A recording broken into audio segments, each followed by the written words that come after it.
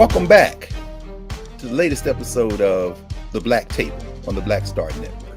I'm your host, Greg Carr, and every week we take deeper dives into topics and subjects of particular importance to Black communities, global Black communities, in fact. And today, there's no more appropriate way to label the conversation we're about to have today than a global conversation about Blackness, about modernity, about the birth of the modern world. And the brother that we have invited, who has graciously accepted our invitation to come to the Black Table, is none other than Howard French. Professor French has been a professor at Columbia University Graduate School of Journalism since 2008. He began his teaching career at the University of Abidjan in Cote d'Ivoire in the early 1980s. And many of you probably know his work as a journalist. And a long career as a journalist, writing about Africa for the Washington Post, Africa News, The Economist, other publications.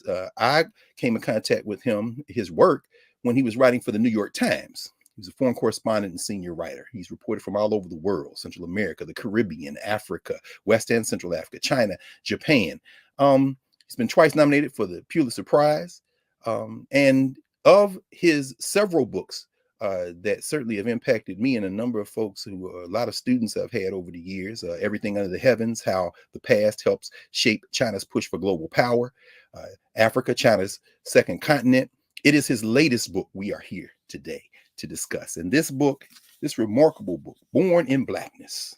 I see it there. Africa, Africans, and the Making of the Modern World, 1471 to the Second World War. One man, I don't know how he did it, but we are going to find out together, is literally reinterpreting the history of the modern world over the last half millennia. So without any further ado, we're going to invite to the Black Table our brother, Professor Howard French. Welcome, Brother Howard. How are you, man? It's beautiful to be with you, Greg. That was a lovely introduction too, by the way. Hey, man, that's the absolute least we can do. When you work this hard, we have to honor that and elevate that. And so we're deeply grateful. We want to jump right into it. This book, which with notes goes to 500 pages, and it is a beautiful book, beautifully written, beautifully crafted, and beautiful looking too. We talked about that a little bit before. I want to start at the end, in the afterword. As you talk about your family, you talk about your roots, you talk about your wife's roots in West Africa, Ghana, you talk about your family roots in Virginia. But there's something you say here that's going to, I think, allow us to ask you the question of how you conceive this book and what you hope to do with this book. You end the very last paragraph of the book. You say, as much as anything else, the story of my ancestors put me on the path to study the broader history of the Atlantic world contained within these covers, ending the invisibility of Africa in the construction of what we all know and experience as the modern lies at the heart of that struggle.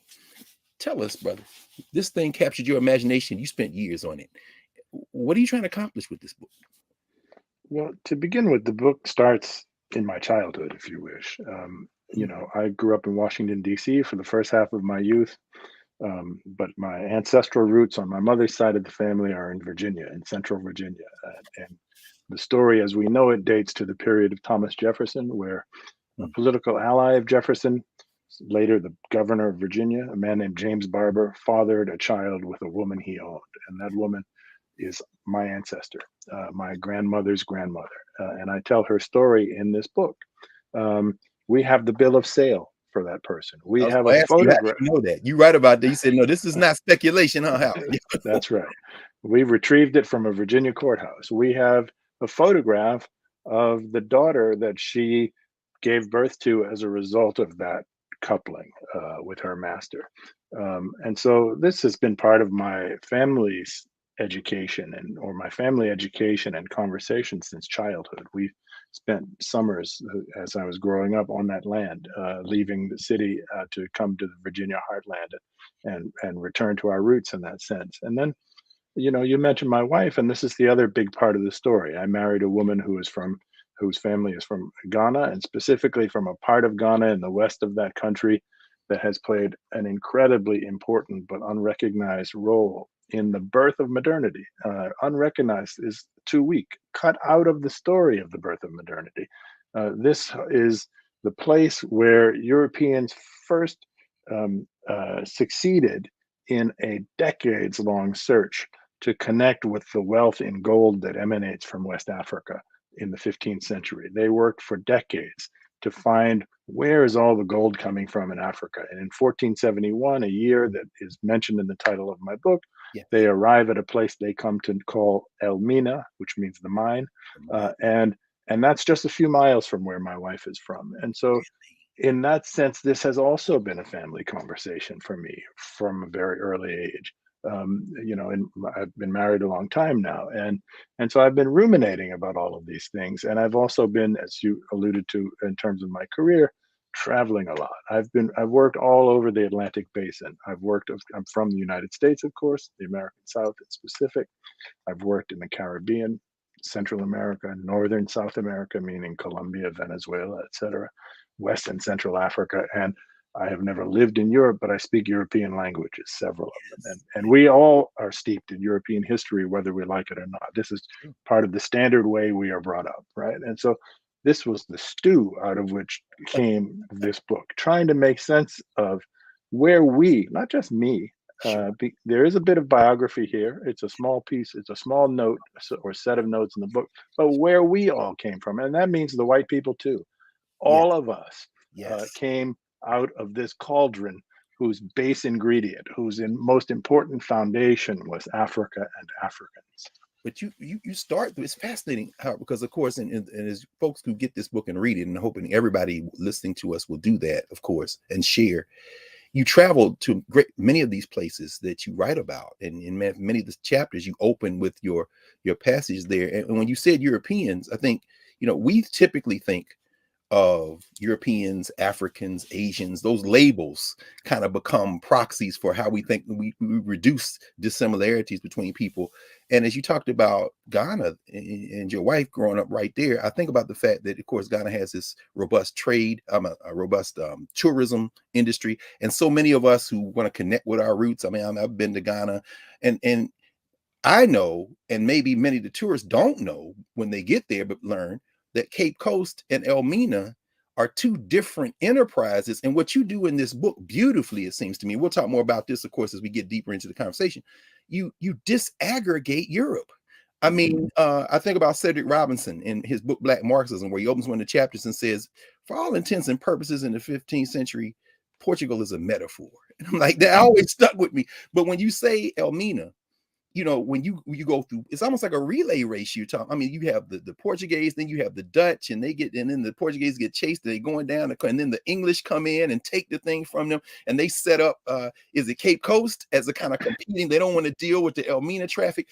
Could you help us understand what we miss when we don't take the time to give granular attention to these labels that we often think about when we're thinking about world history, if we think about it at all? Sure. Let me try to go back to near the beginning of this story in answering your question. Okay. And I'm going to pick up on the Cedric Robinson quote that you use.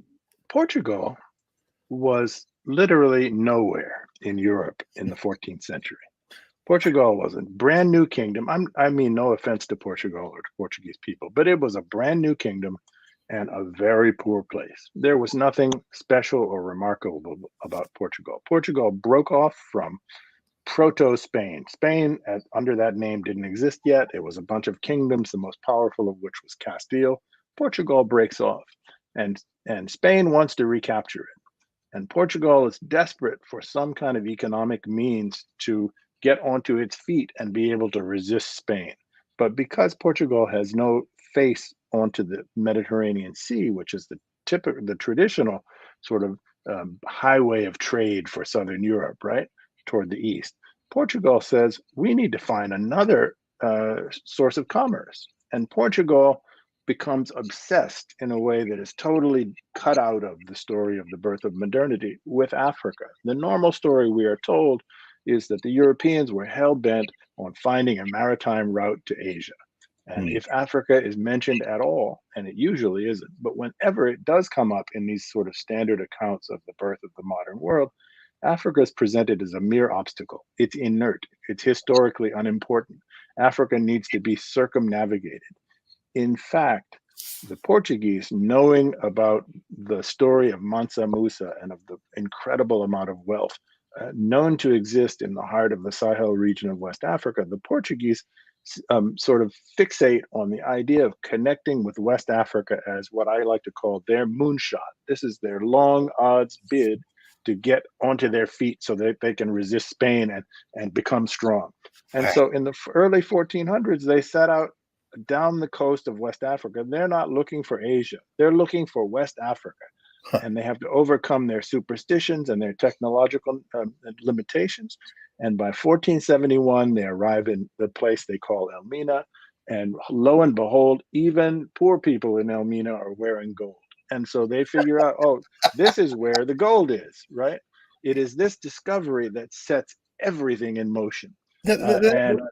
Okay, I'm sorry. Go ahead. Go ahead. No, I was going to ask is, I mean, the way you open the book, and I think about the Museum of African American History and Culture, which, although Africa's history is obviously much older, when you go to that bottom floor, they have those parallel tracks where you see Europe and Africa at the same time. But you make a powerful point in the first part of the book, and we'll come back after the break and continue to talk about this, where you basically say Europe really doesn't have anything to trade. Any of those places up there. Asia is on the move. You make this whole connection between China, and there's a moment in time where you say if the Chinese had continued doing what they're doing, they're bringing giraffes back to China from East Africa, you know. Correct. But you talk about how they begin to venture out. You talk about Prince Henry.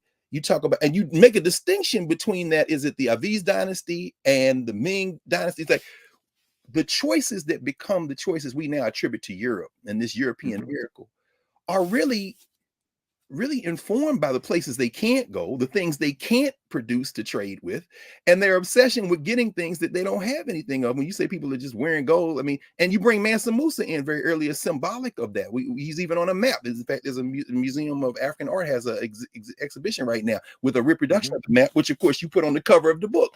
I mean, that's right.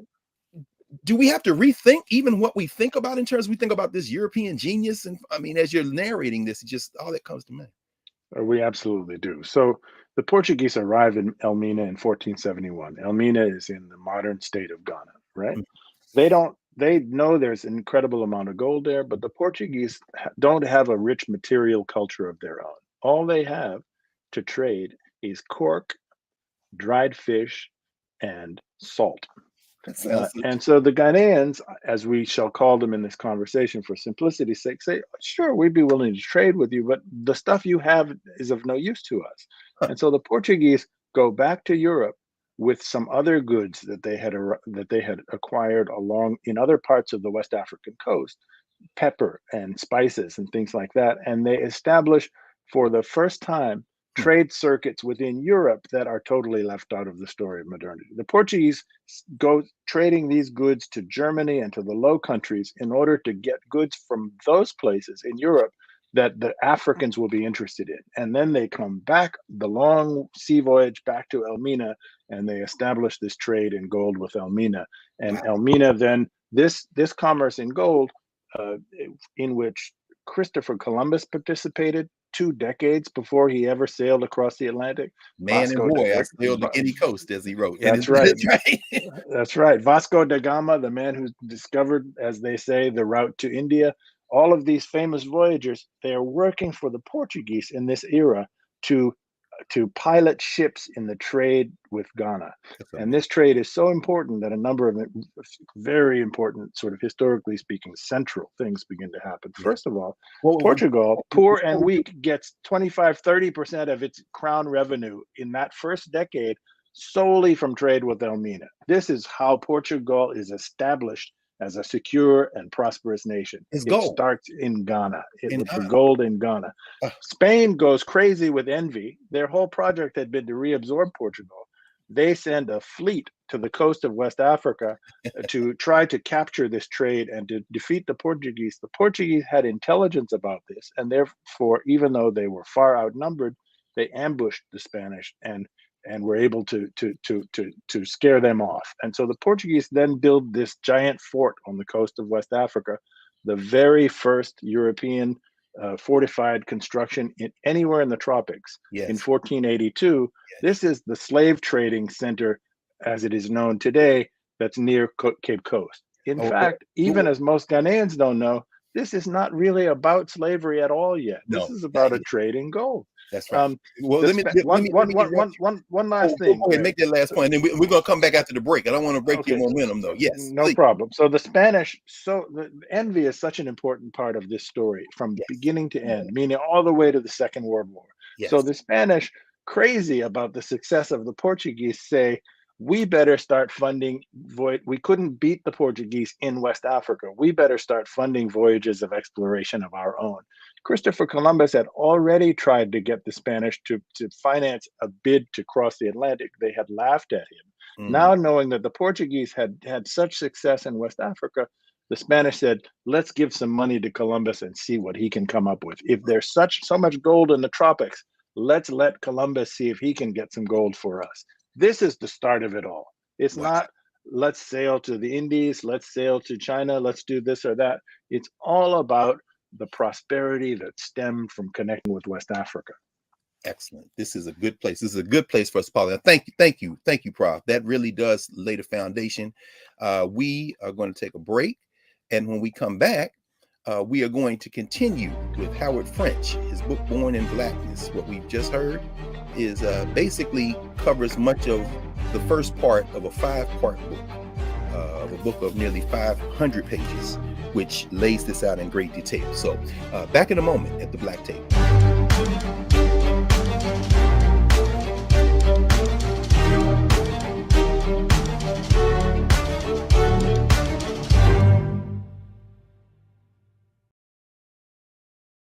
Hatred on the streets, a horrific scene, a white nationalist rally that descended into deadly violence. White people are losing their damn minds. As an angry pro-Trump mob storms the U.S. Capitol, we've seen We're about to see the rise of what I call white minority resistance. We have seen white folks in this country who simply cannot tolerate black folks voting. I think what we're seeing is the inevitable result of violent denial. This is part of American history. Every time that people of color have made progress, whether real or symbolic, there has been what Carol Anderson at Emory University calls white rage as a backlash. This is the rise of the Proud Boys and the Boogaloo Boys. America, there's going to be more of this. Here's all the Proud Boys, guys. This country is getting increasingly racist in its behaviors and its attitudes because of the fear of white people. The fear that they're taking our jobs, they're taking our resources, they're taking our women. This is white fear.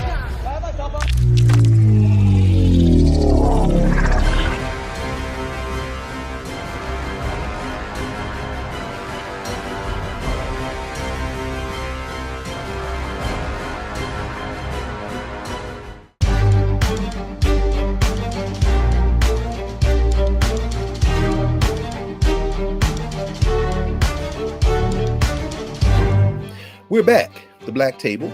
Greg Carr, joined today by Professor Howard W. French, Columbia University, journalist, scholar, and we're talking about his latest book, Born in Blackness. When we left, Prof, you were leading us right to the lip of the gold rush that opened up Europe, that created Europe in many ways. And around chapters 5 and 6 of part 1, you talk about these accounts and how they began to come out of Europe. And when you're talking about the attitude toward black folk, you're very careful also to talk about the black folk who they encounter, these Portuguese. I mean, ultimately it'll be the Asantes and others, but you also help us rethink what we know, and for most of us perhaps introduce what we didn't know about who those Africans are who encountered the Portuguese. Could you talk about that a little bit in terms of the folk who are there that the Portuguese encountered?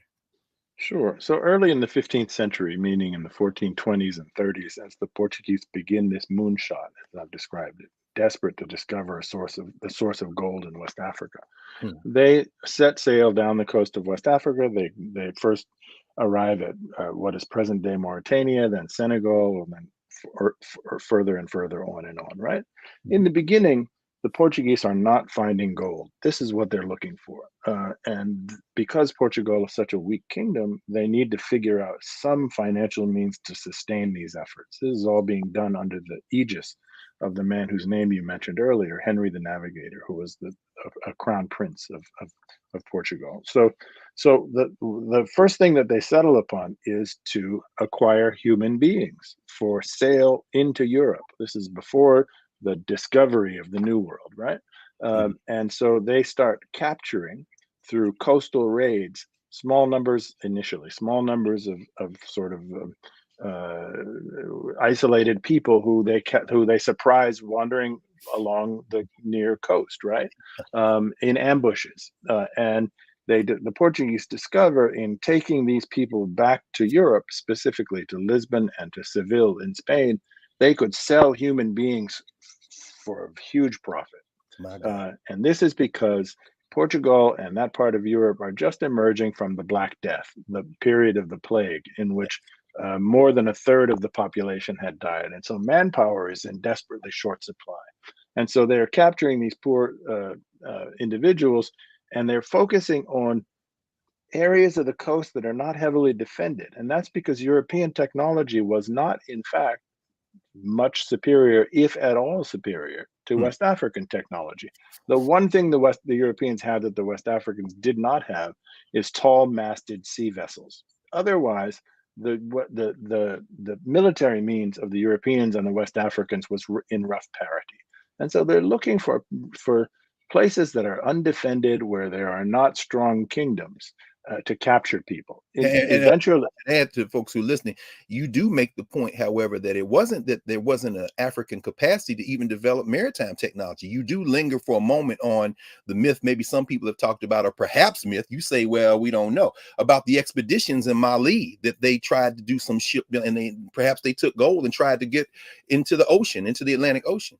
Oh, I believe firmly in that in the early 1300s, and so this is almost 200 years before Columbus, West Africans in the Kingdom of Mali had a vision of the world being round, and out of geopolitical strategy, they conceived of a bid to cross the ocean to discover what lands lay on the far side of what we call the Atlantic, in order to establish a trade in their gold.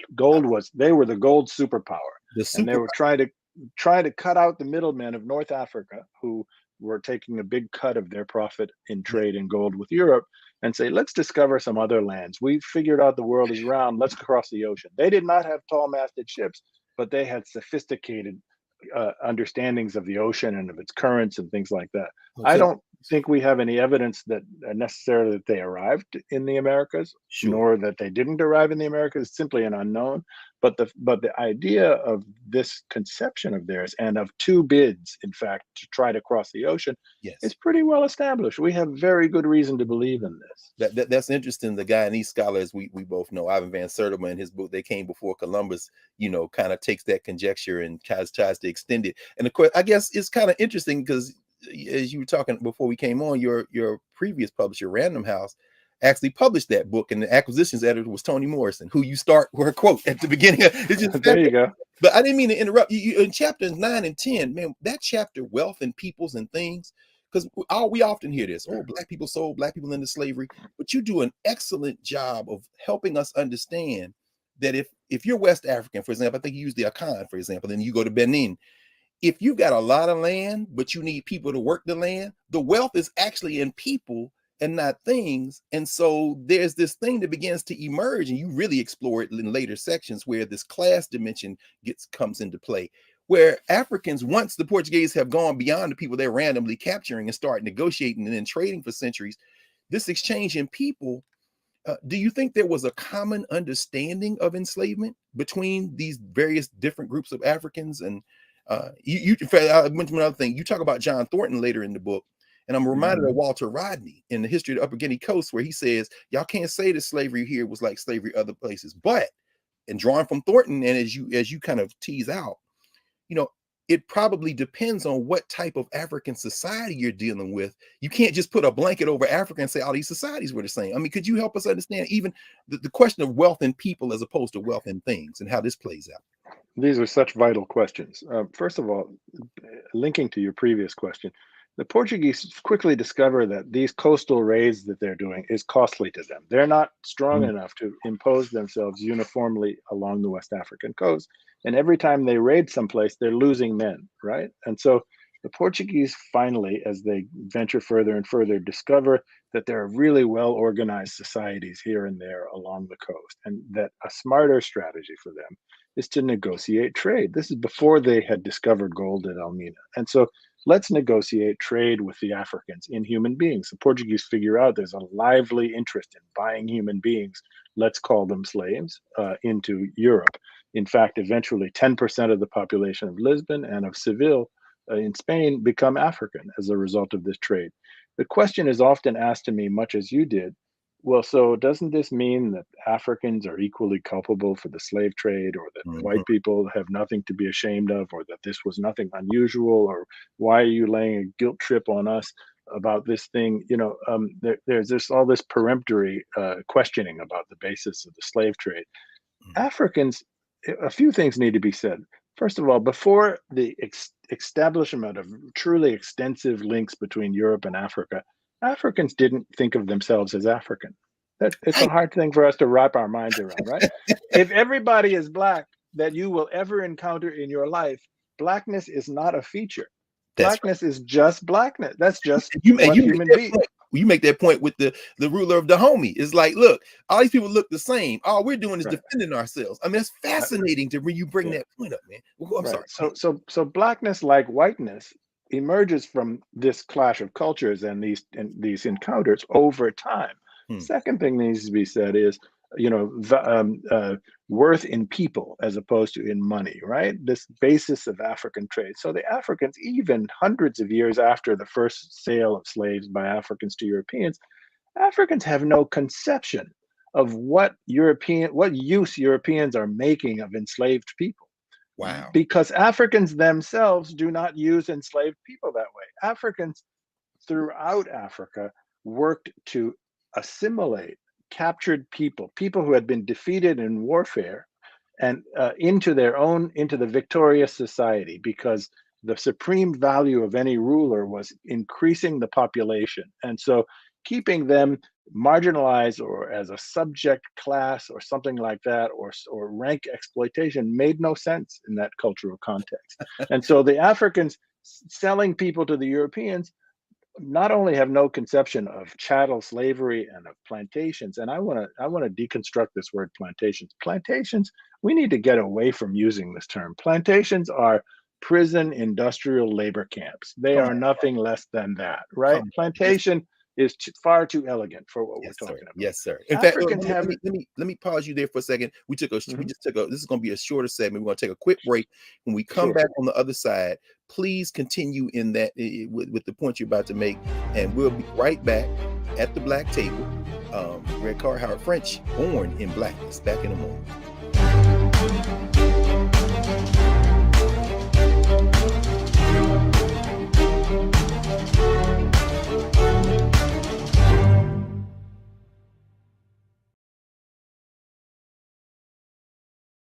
Don't you think it's time to get wealthy?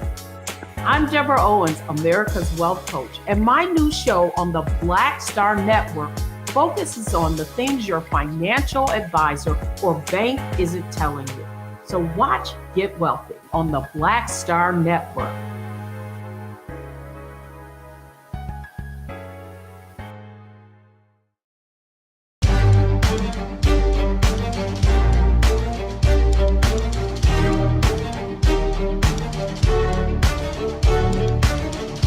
Welcome back to the Black Table. I'm Greg Carr here on the Black Star Network, and we are in the middle of one of, if not the most important conversation Black folk need to have when it comes to historical memory, the birth of modernity in Africa's place, with Professor Howard French. Prof, when we left, you were just leading up to the creation of these prison industrial death camps, these labor camps, these plantations. And again, you all have to get this book. It's almost 500 pages. How do African people get pulled into this huge complex? And I'm thinking now about near the end of part 2, we talk about the end of the world and pathways and becoming Creole. You make this point on brassage and Creolization, and how Blacks become, I think the phrase you use is the the unabsorbed catalyst of this? I mean, could you talk? I mean, are we at the moment now where this thing just begins to explode exponentially in terms of these European countries that are going to use Africa as a piggyback ride into modernity? Or Sure. So as Europe begins to subtract people from Africa and to put them to work in these new institutions that they established in the New World, which I'm calling prison industrial labor camps, Europe begins to obtain wealth on a scale that's never been seen before in human history. This is the most, I argue, the most important economic advance in the modern age prior to the Industrial Revolution. This industrial labor camp model produces far more wealth than the Spanish acquired. So the most famous stories we have of European wealth acquisition in the early modern age is the Spanish conquistadors going here and there in South America and Mexico and defeating vast empires and then carting off huge amounts of gold and silver in their galleons, right? We are not told how much more wealth, in fact, Europeans obtained in this era from prison industrial labor camps, growing especially sugar. First in Sao Tome, where this model is invented, Sao Tome just off of equatorial Africa. Then it transits in the early 1500s, the Atlantic, and is established in Brazil. And then in 1630, it sets up shop in Barbados under the English, and then into the French Caribbean, Martinique and Guadeloupe, and finally Haiti, which is the richest, it's not called Haiti yet, it's called Saint-Domingue, but French controlled and the richest colony in the history of the world. This is a cycle. In each of these places, each of these individual places, take Barbados, 1/3 the size of the city of Los Angeles. The exploitation of hundreds of thousands of Africans creates far more worth in that tiny little place than all of the gold and silver that the Spanish carted off. Right? Can I and ask so you? You're asking, yes. No, I was going to ask you. In part 3, you got a chapter. I think it's chapter 20. Capitalism's big jolt. And I don't think people understand the impact of sugar and then the triggering of caffeine and then cocoa. I mean, you know, I often tell students this is almost like the international drug trade starts with Europe. But when you talk about Barbados, and we will have to have you back because in terms of contemporary politics, I would love to hear what you think about somebody like Mia Moore Motley in Barbados breaking away from the crown. Barbados, that little place, you know, because they have this proxy war. So could you talk a little bit about how these commodities literally created the political economy of these European nation states? Sure. So Barbados is, in fact, the beginning of the British Empire. Britain was a bit player in the story prior to the Barbados. Sugar is an extraordinarily rare and lucrative luxury item.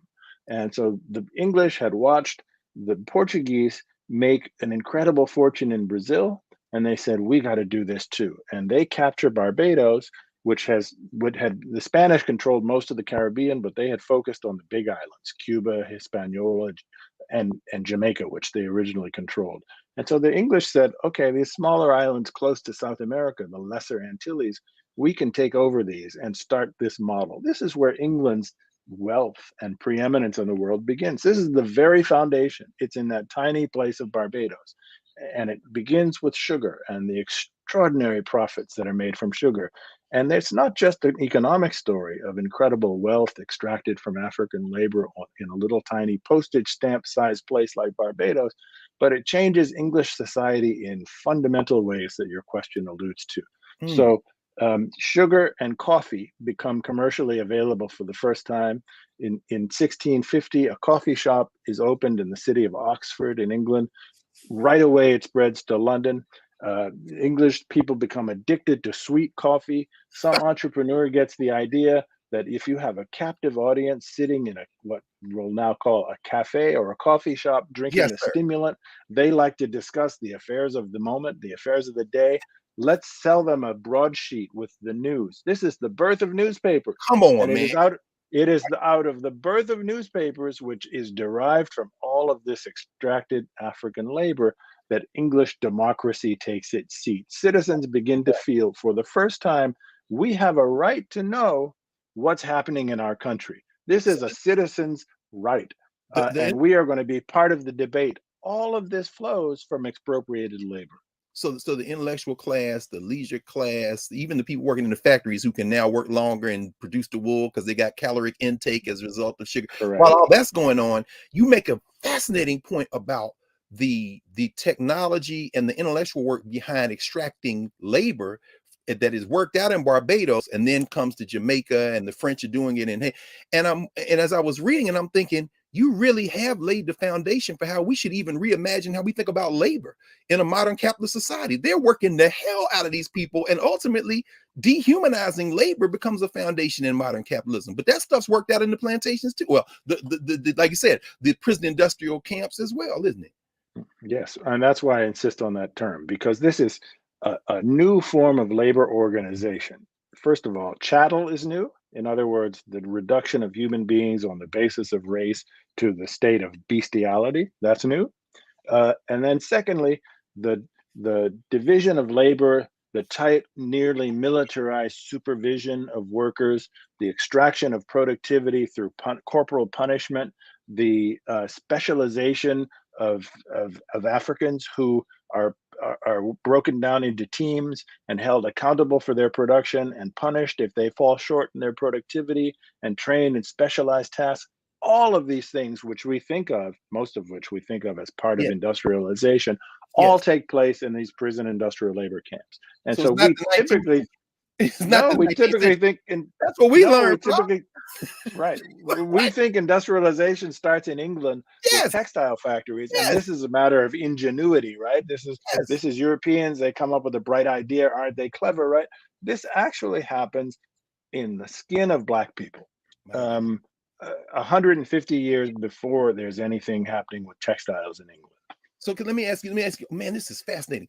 The English, as you say, they're not even players in this. Now I remember as a child, forget the ambush the Portuguese have on the Spanish. The only thing we learned about the Spanish, if we learned anything, was the Spanish Armada and their defeat by the English, because England is narrating this thing as their great breakout. But you make a point, you sustain an argument that the Dutch, actually the Netherlands, had the plan for this global thing. They couldn't bring it off, and it's almost like the English pick up their notes and execute the plan that the Dutch had. How did the Dutch play in this? Well, so the Dutch have always been a small maritime nation, no natural resources, fragile land subject to flooding. And so they've always been outward looking, right? And the Dutch were, in the early modern era, they were the subjects of the Spanish. And the Spanish were Catholic, of course. The Dutch were predominantly Protestant.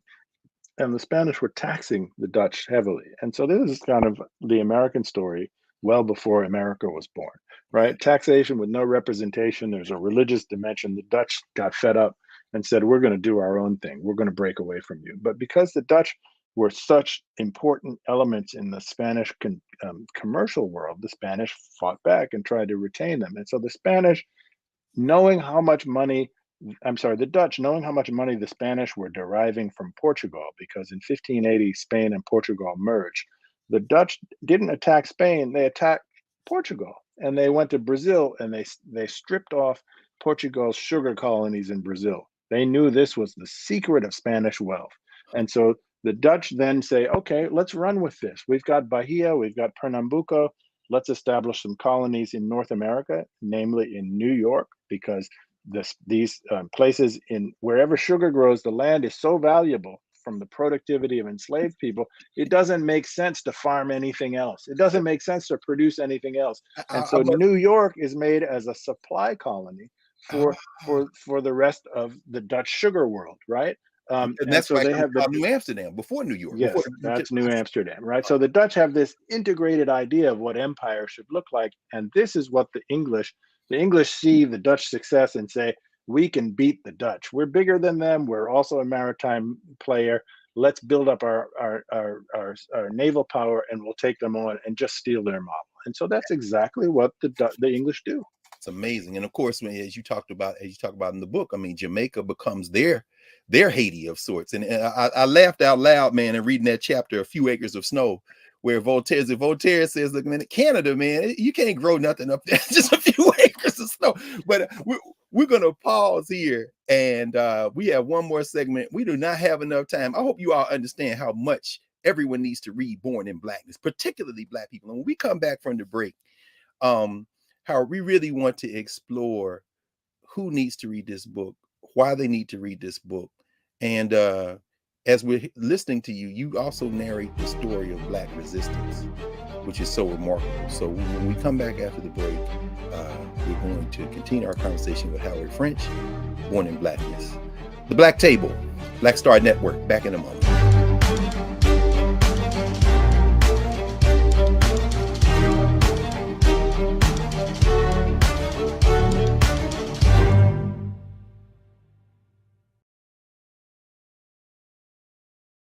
Folks, Black Star Network is here. Oh, no punches! I'm real revolutionary right now. Support this man, Black Media. He makes sure that our stories are told. Thank you for being the voice of Black America, Roland. Stay Black. I love y'all. All momentum we have now, we have to keep this going. The video looks phenomenal. See, this difference between Black Star Network and Black-owned media and something like CNN. You can't be Black-owned media and be scared. It's time to be smart. Bring your eyeballs home. You dig?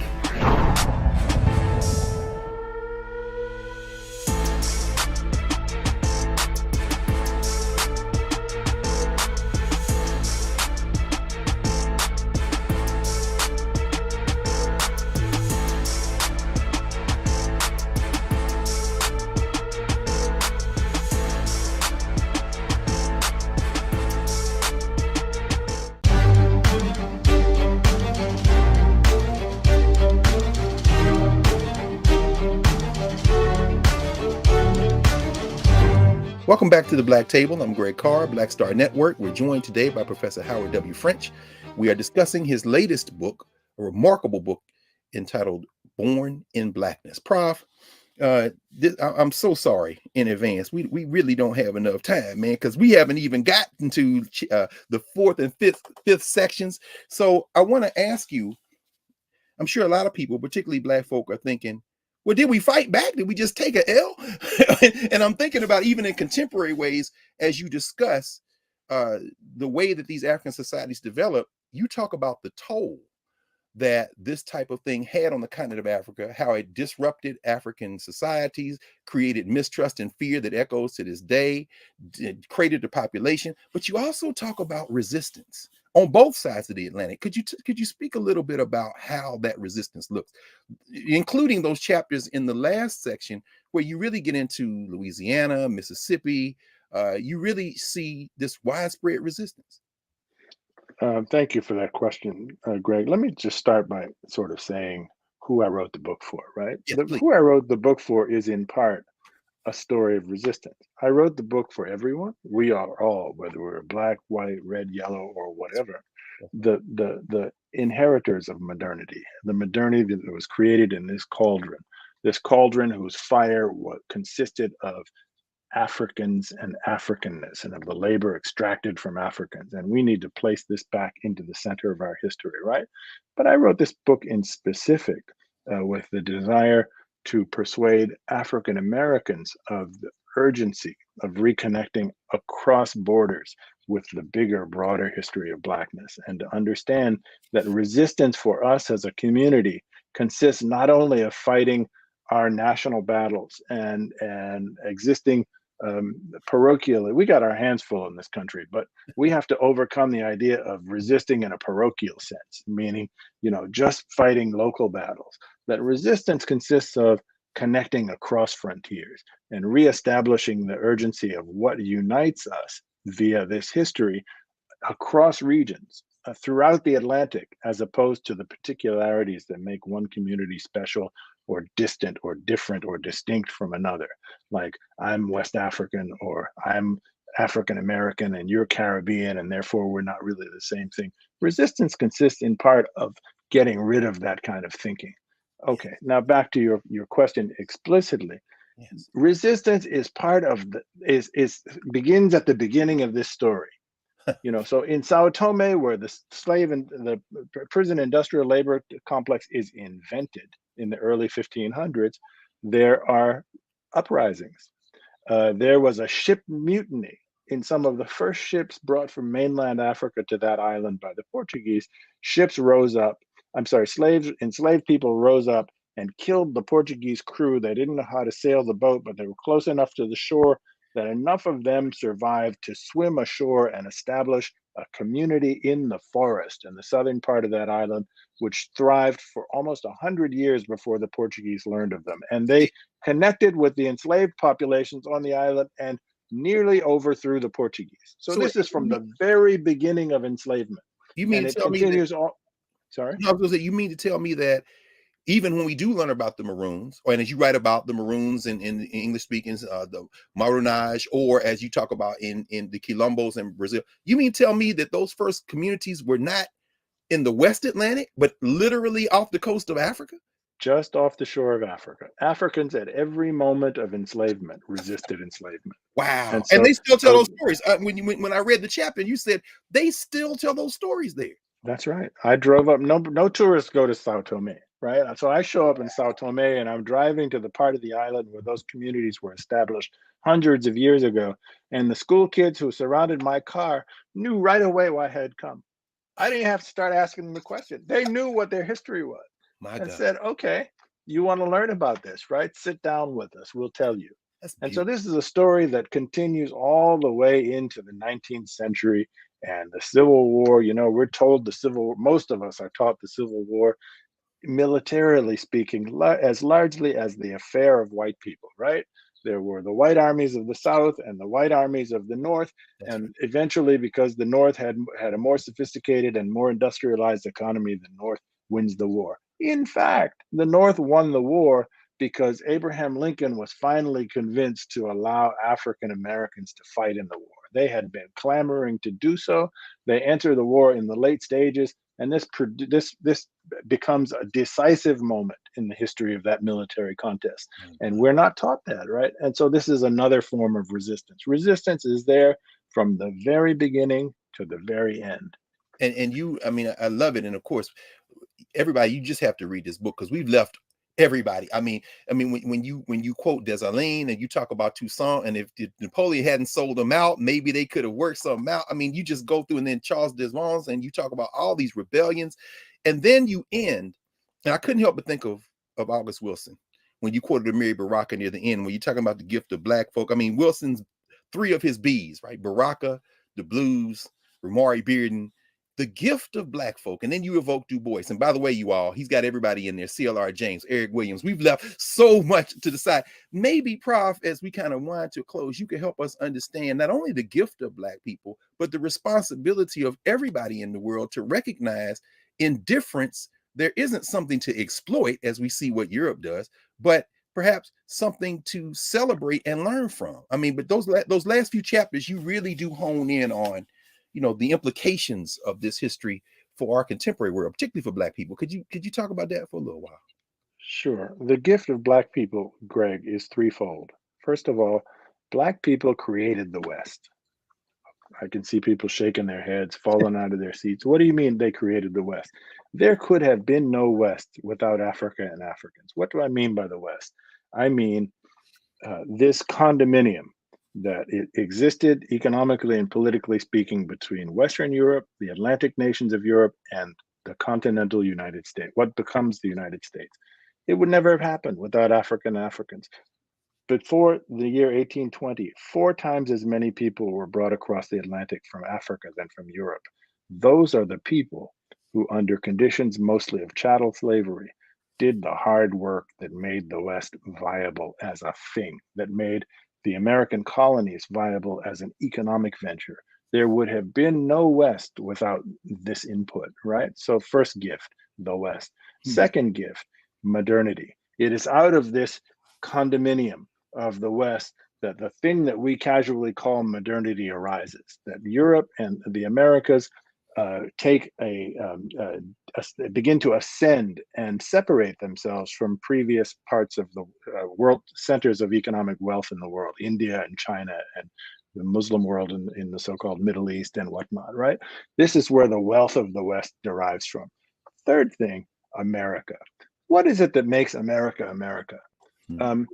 This is a complicated question, but the most predominant piece of the answer to this question is the African American content, the African American input. It is what makes American speech special. It is what makes American music special. It is what makes American literature special. It is what makes American just the simple way we walk. I don't care what your race is. We can see this in your walk, right?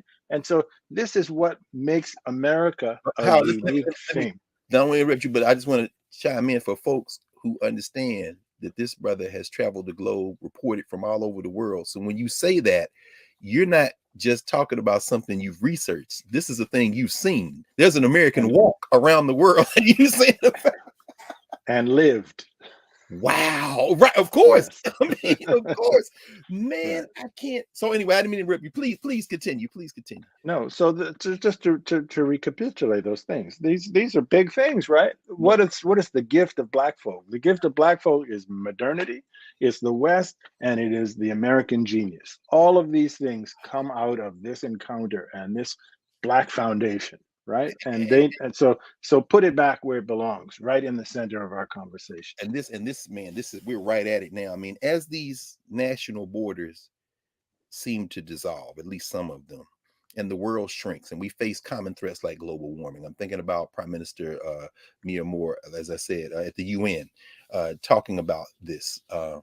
And as these things happen, what can we learn from your work as it relates to African and African American, African Caribbean, African Latin American relations? I think about Ron Walters, the political scientist, our good friend and brother, late Ron Walters, who talks about these relationships and how they have to be strengthened.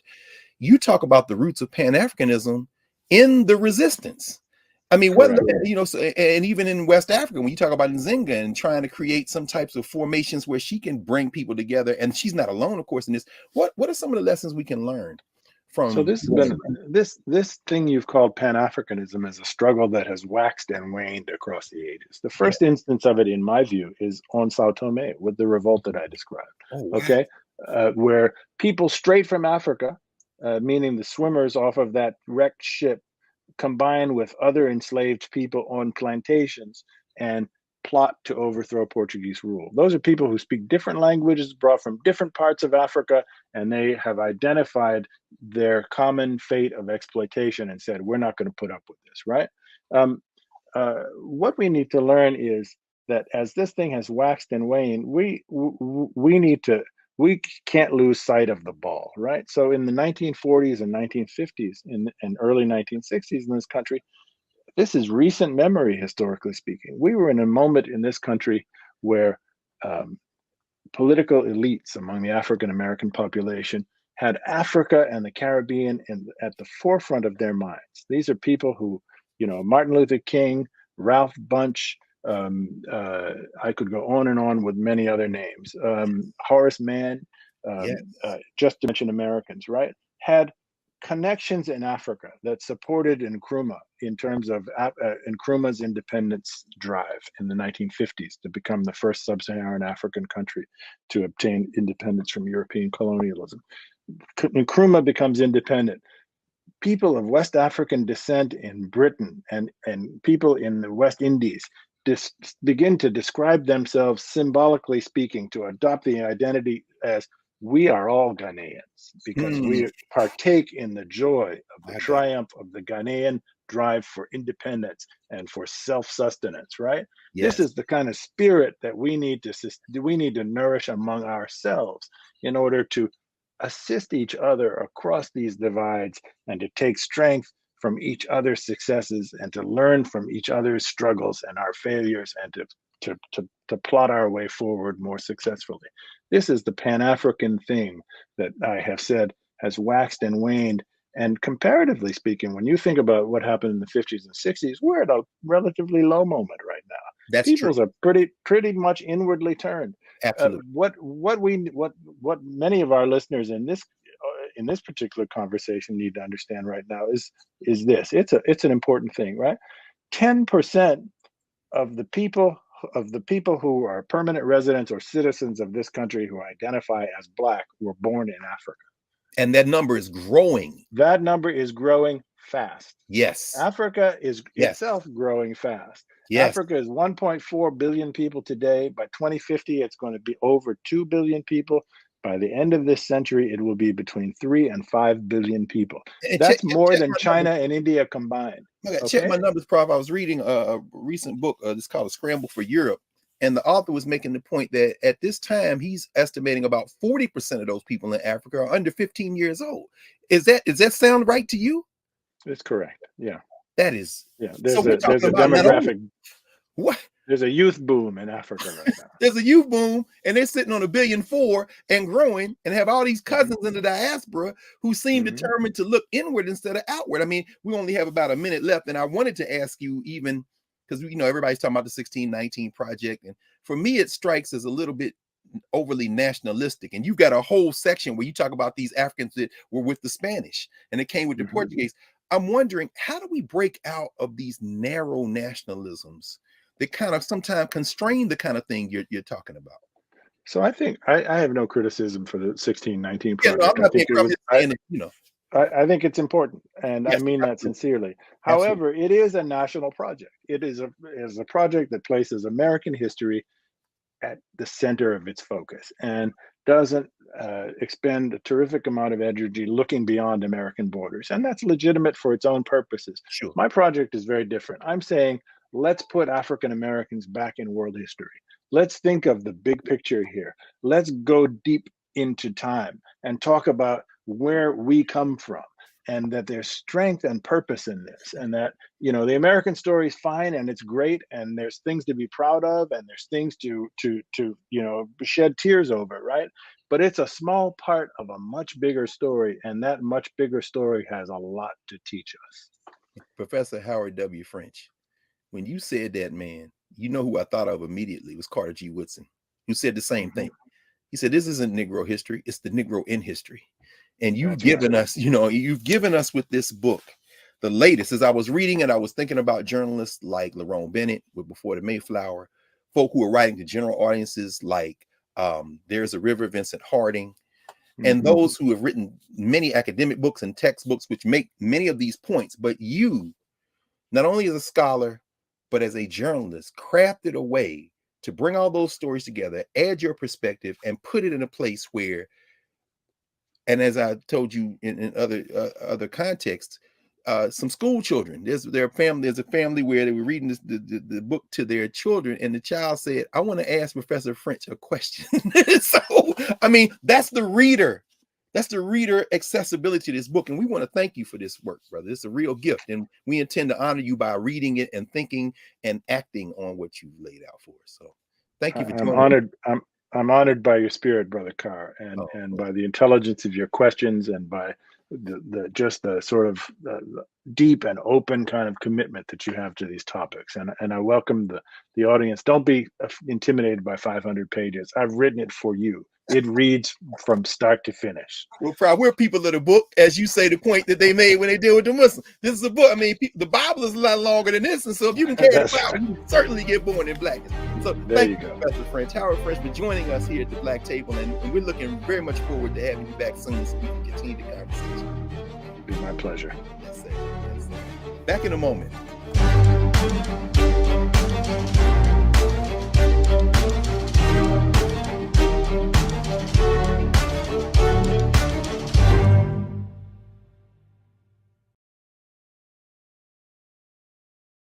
When you talk about blackness and what happens in Black culture, we're about covering these things that matter to us, speaking to our issues and concerns. This is a genuine people-powered movement. There's a lot of stuff that we're not getting. You get it, and you spread the word. We wish to plead our own cause. Too long have others spoken for us. We cannot tell our own story if we can't pay for it. This is about covering us. Invest in Black-owned media. Your dollars matter. We don't have to keep asking them to cover our stuff. So please support us in what we do, folks.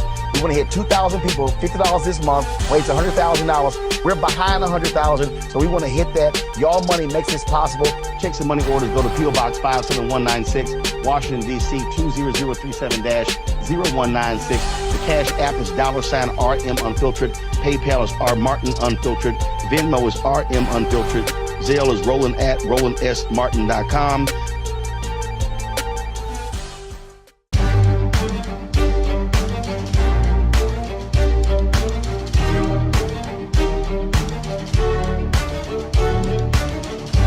Welcome back to the Black Table, Red Carr, Black Star Network. We have been joined for the hour by Professor Howard W. French, discussing his book, Born in Blackness. And so we'll end today with a quote from one of Professor French's friends and comrades and colleagues, a man who is now an ancestor, the great Haitian scholar, word warrior, culture keeper, Michel Rolfe Trujillo. Trujillo wrote that history involves people in three distinct capacities. Number one, as occupants of structural positions or agents. Number two, as actors in constant interface with a context. And number three, as subjects, that is, as voices aware of their vocality. Peoples are the subjects of history the way workers are the subject of a strike. They define the very terms under which the situation can be described. Without knowing who we are in time and space, we often become people who are acted upon instead of people who act. And today we've spent the hour with a brother who is urging us through his scholarship, through his practice, through his model, that as we become informed, we act to create the world we want to live in. So join us again next week for the next convening of the Black Table. Looking forward to that. And in the meantime, y'all stay safe.